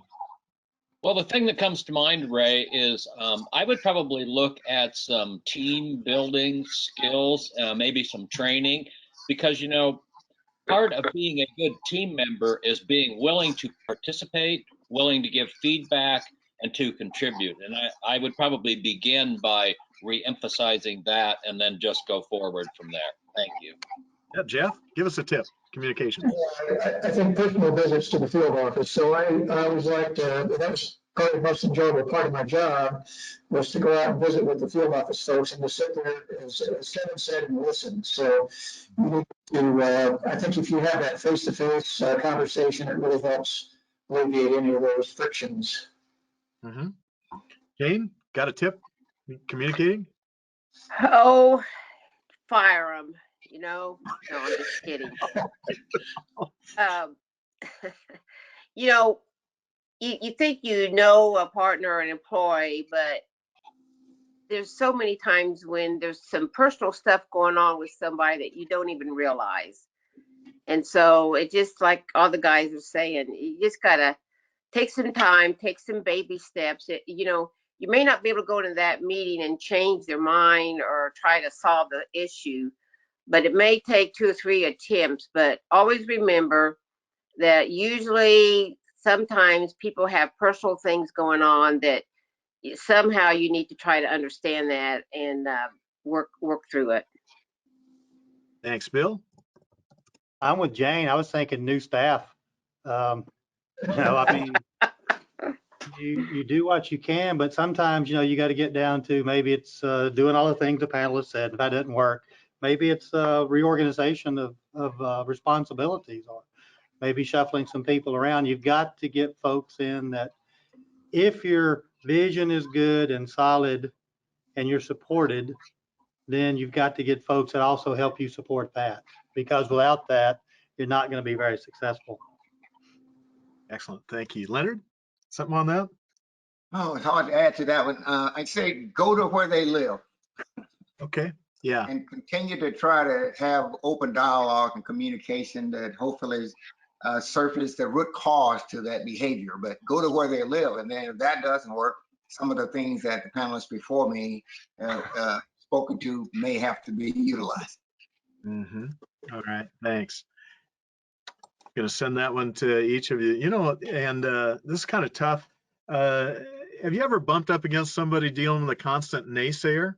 And I suppose the same types of things would occur there, right? The things that you just covered would probably be the same things that you need to know. Walk in their shoes, go to their place, find out what's going on with them, find out what their vision of what it would look like if it was working like it should. And boy, the things that you uncover. Many of us have been in that situation, haven't we? Where when we found out that they had cancer or that wife had cancer or something was going on in their personal life that was really affecting them. As a facilitator, you'll find somebody in the room that just has that awful look on their face. And at a break, I would often go over to find out what it is that maybe be bothering them that day.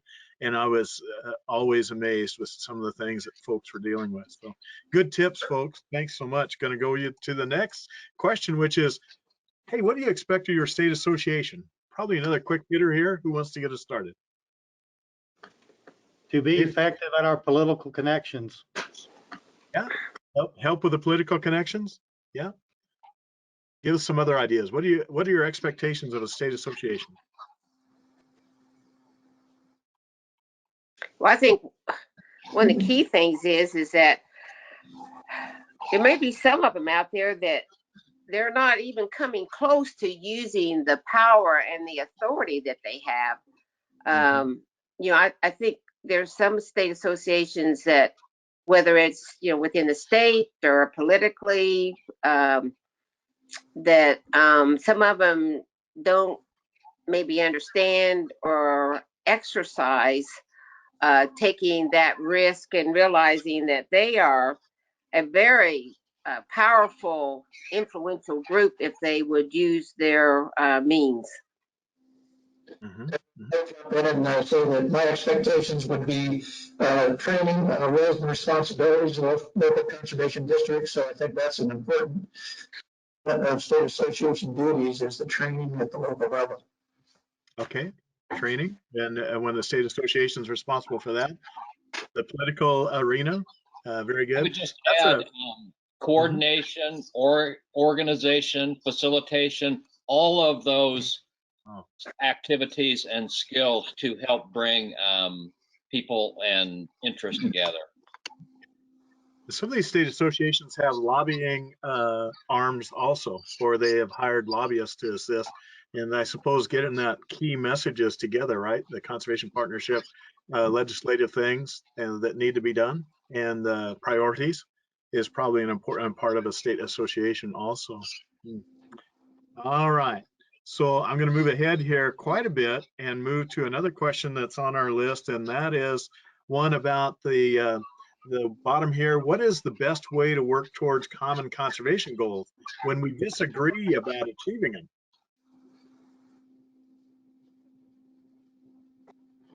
Best way to work towards conservation goals when we disagree about it, how to achieve them. Anybody want to tackle? I think Jane and Leonard and some of the others covered that when they talked about the conservation planning process, coming up with the new processes on that kind of thing. Yeah. Yeah, I think it did too. Talk about educate, you know, just because they're seem different, they're not always different. That you sit down and look at whatever you're working on, soil health, how it can affect water quality, how it can affect air quality, or vice versa, and how you've got more common ground than you have differences. Very good. I'm going to move you So to one go thing ahead. may be if you got some disagreement on how to achieve the goal, I think it'd be real easy that it may be that when you're working in a partnership and a team, when you leave that room, you got to all be saying the same consistent message. And if it's a issue, if it's controversy, you still have to all agree that you're on the same page and leave there with consistently how you're going to go about it. Otherwise, I think it could get real easy where one partner will go a different direction and think that, well, I'm going to get this done, but then it doesn't necessarily achieve what the common message was. So we have to be careful with that. Kind of interesting, isn't it? As we traveled, Jane, you mentioned that you brought your group, your partnership group together monthly. You also said that you developed a joint strategic direction or strategic plan. Yes. It didn't overtop any one of the partners, but you came together. So there's those things. You know, but the thing that I've been intrigued with is that this role and responsibilities of each of the partners, you spoke about that earlier. Let's talk about that a little deeper, because if you move to a state, it may not be the same roles, responsibilities, and clarity that you had where you left if you were a state conservationist. That in Nebraska, it's unique because of the structure and that sort of thing. In Indiana, it's different. You know, in Arkansas or wherever you might be, Colorado, Idaho, how would you recommend the partnerships sit down and clarify those things? You got some ideas on that? And make it unique to their place, right? And you also mentioned don't haul that other place in, because that's probably not going to be a happy place for you if you haul all the ideas from Nebraska necessarily over to someplace else or wherever. Well, I think one thing that's important is they all share a common thread, conservation, and trying to do something on the ground with local people. So you've got that in balance right there to start with. So there are things that you can work from. So Craig knows whether you're in Nebraska or in the Pac Basin and in Samoa or Guam or wherever. The attitudes about trying to get something done locally, working with people to put conservation on the ground, that part usually doesn't change. It's just how you get it done. And then you can talk about those strategies and the culture of how things are done. Add to that, you know, you just arrived at another state, and the state association does this and that. State conservation agency does this and that, a little different than where you were. Some has strengths and weaknesses, that sort of thing. How do you build that concert of thought around the roles and responsibilities? This is what I'm going to do, Anderson. Go ahead. I would hire Ray to and BoardWorks to do a facilitated discussion with those people. Yeah. Yeah. There was a time when we had a team of NRCS, NASCA, and NECD people that would go out and actually sit down and do that. And as Roland Geddes, one of our mentors from way back, used to say, sometimes you had to take them to the woodshed so that they would clarify whose role and responsibility it was to do what. Craig, you had a thought on that, please. Well, just quickly, I would say, and I remember what Bill Puckett said early on about, our beginnings with the state standard law. If you think about our roots and our responsibilities as state conservationists, it doesn't prescribe what structure you do our function in. So you just have to be adaptable. And I agree with what someone else said, look for the common agreement where you can build from, and then just find a way to make it work.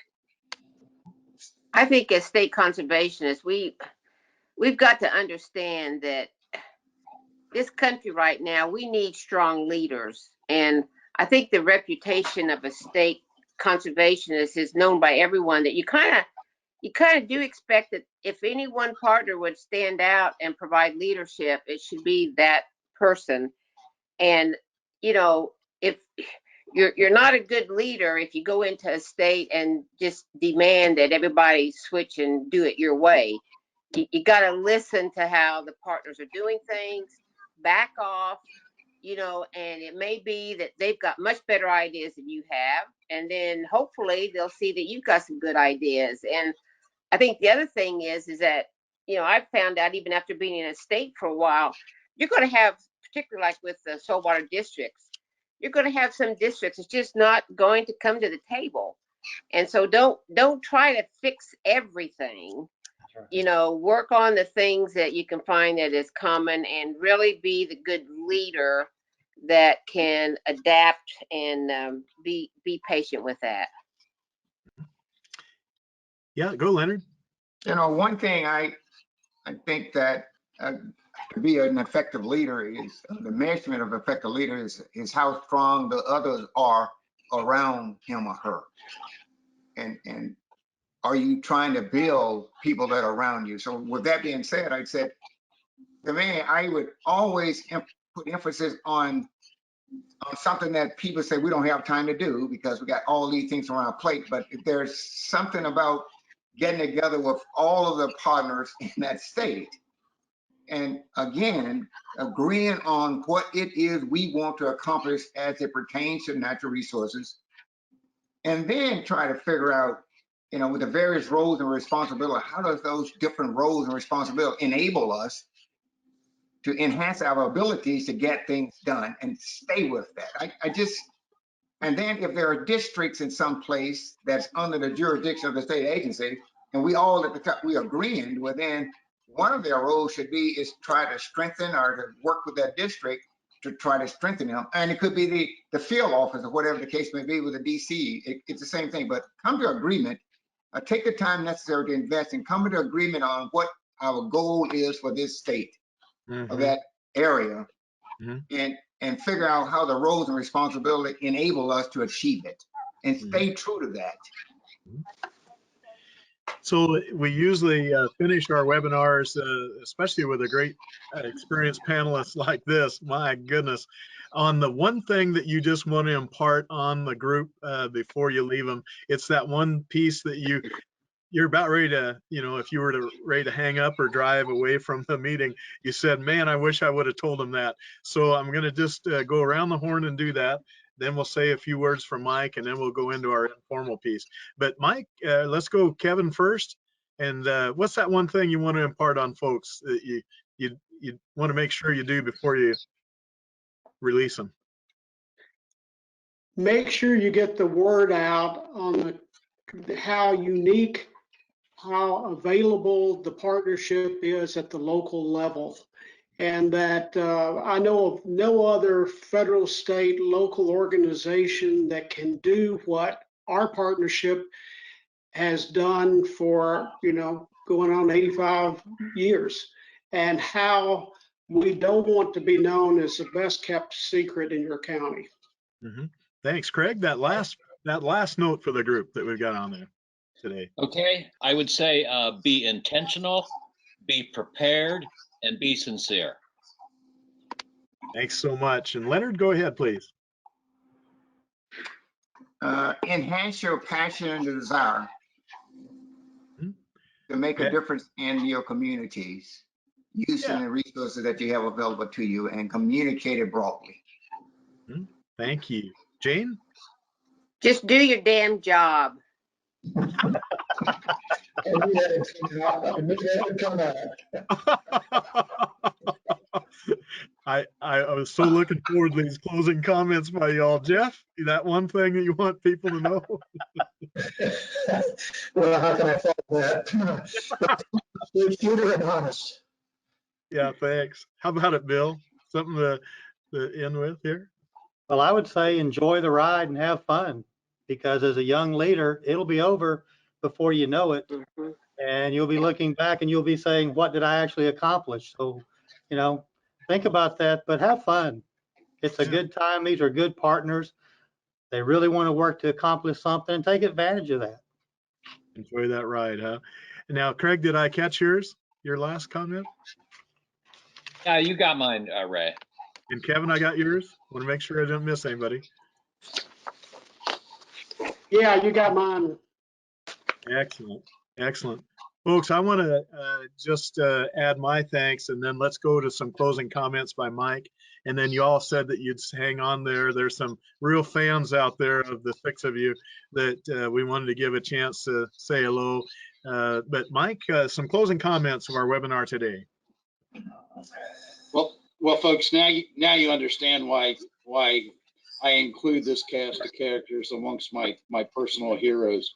I look up to them professionally, but even more than that, I count them amongst some of my dearest friends. So I can't thank the panel enough for joining us today. I'll run into Jeff at an NACD meeting, and I work for Bill, so I have a number of opportunities to run into him from time to time. The others who have truly retired, not as much, but occasionally our paths still cross, and I just want you to know what a special opportunity it is for me every time that crosses.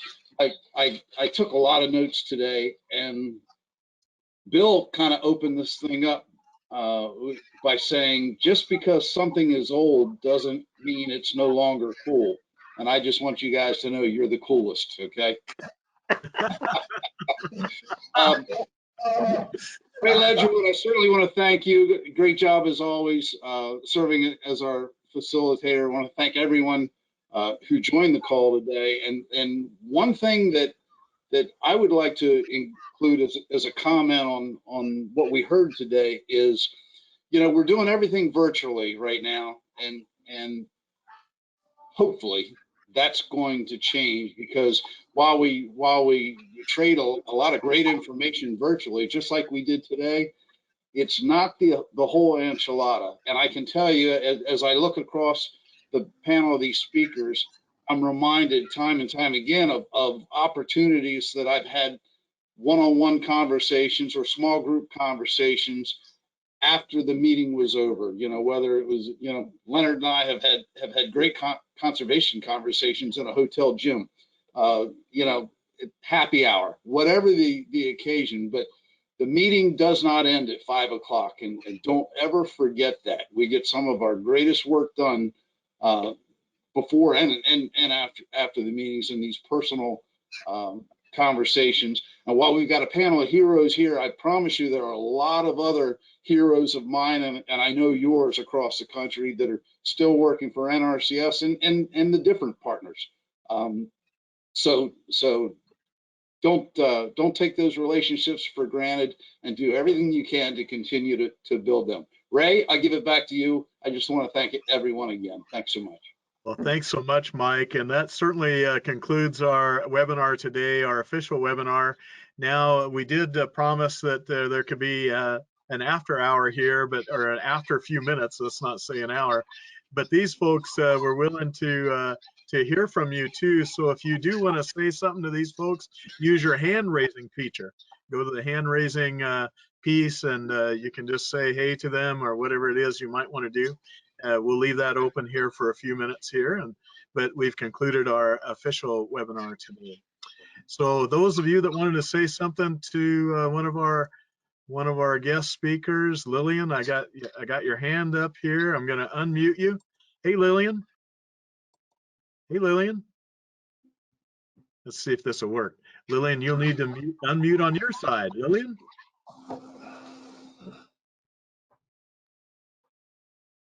Hey, Lillian. Yes, I am. Yeah, I was clicking, but it was not unmuting. Hi, everyone. This is Lillian Ruiz from the great state of Connecticut, and it's snowing outside, and I just want to say hi and to thank you for this webinar because it was so inspirational. Besides the content that is excellent and so rich, it's also the fact of touching base and getting together, because as Mike says, it's being hard to be doing everything virtual, and a touch base like this, I think it infuses enthusiasm and a renewed energy in all of us. So thank you for doing this. I feel that I can actually work harder this afternoon and hopefully on the days ahead because of the incentive that this type of group energy gives to our work. So thank you so much. Thanks, Lillian, for your comment. We appreciate it. Any panelist comments back to Lillian? Nope. All right, Brunilda, please unmute your line and talk with our folks. Brunilda? Hopefully got you. You had your hand raised for a bit. No, let me check for other hand raises. All right, so Dick, go ahead, please. Hey, Leonard, I'm the one who happened to say you still look a lot older than Jane does. So, good to see you all. Hey, Dick, I wanted to protect you. I love you too, Dick. Nobody's ever had to protect me, Ray. But anyway, thanks, guys. Appreciate it. And Craig, what the hell, dropping out when it's all big time. You just want to take a relax and have a nice brew afterwards and watch everybody go crazy, right? Well, that's right, actually. But what a great opportunity to be together with so many good people. But thank you. Yeah, so good to hear from you, Dick. Thanks so much. Anybody else? Just throw your hand up in the air and we'll unmute your line. Go ahead, John, please. John? Yes, Ray. I just want to say thanks to Mike for pulling this together. This is John Hubert, by the way. And I also want to thank all the panelists for not only the tracks that you left for the rest of us, but for the inspirational information that you gave us today and for continuing that message so that we can continue to follow what you have provided as far as an example. So much appreciated. Thanks, John. Appreciate that comment too. And Pam noted thanks to everyone. Very helpful insights. Renilda also said, great job, everyone. Thank you for your time and passing along your experience and knowledge. So very much appreciated. So raise your hand if you want to be unmuted and say hey to these folks. Opportunities like this don't get to present themselves near often enough. So if you've got something to say to them. And I'm going to do something no facilitator in their right mind would ever do. I'm about ready to unmute everybody to give you a big round of applause. So here we go. And before I do that, though, the 6 of you, any final comments you want to say to these nice folks before I unmute everyone to give you a round of applause and thank you? Yeah, Ray? Yeah, Leonard. I just like to say that I want the people that are on the phone to know how much their efforts are appreciated. Maybe it's not articulated often enough, but every day, all the things that you do, it truly matters to all of the people across this great country. And just keep doing what you do and just do it with greater zeal and passion. And you are making a difference and you truly matter. Thanks, Leonard, and we appreciate all of you for joining us today. I'm about ready to mute all of our attendees that are still with us, all 55 of us, and to give you a round of applause, shout out thank yous, and do it. This ought to be chaotic, but let's do it just for the hell of it, shall we? All right, here we go. Everybody's going to be unmuted. You can unmute yourselves and yay, unmute yourselves and say, great job, folks. Great job. Thank you Our all. hero Yay. panel of the day, huh? Thank you, everyone. It was great. Thank you, Scott. Wish we had you back. Yeah, there was a wish we had you back. Come back reincarnated. Thanks, folks. Unmute your lines. Give these folks a thank. Give them a round of applause again. And we're going to close our session here in a minute or two. Thanks, folks. Bill, Jane, Kevin, Craig, Jeff, Leonard, you are our heroes. Thanks so much. We'll close the webinar right now then. Be well. Thank you. Thank you. Thank you. Thank you. Thank you. Thank Now. you.